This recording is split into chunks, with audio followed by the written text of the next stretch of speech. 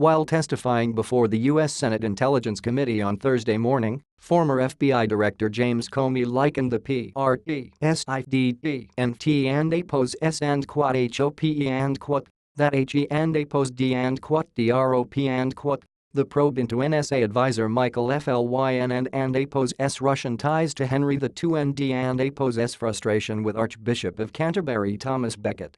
When Senator Angus King of Maine asked him if Comey interpreted the PRESIDD and T and APOS S use of and quad HOPE and quad as an order, Comey replied by quoting an exclamation often attributed to Henry II, and quad "It rings in my ear as kind of, and APOS will no one rid me of this meddlesome priest and APOS and quad."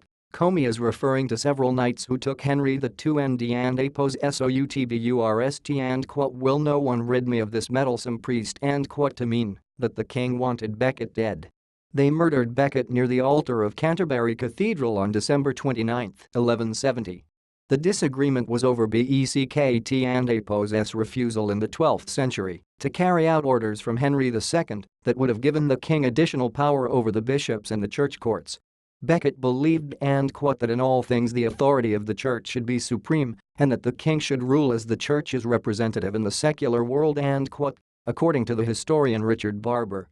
And quote both believed passionately in laws, Henry in the laws of the realm, Thomas in those of the church canon law. And quote, Becket became a saint in 1173, venerated by both Catholic and Anglican believers. A shrine to him at the church became a site of pilgrimage, while his relics were distributed to other European churches. His elbow, for instance, was recently returned to Canterbury Cathedral.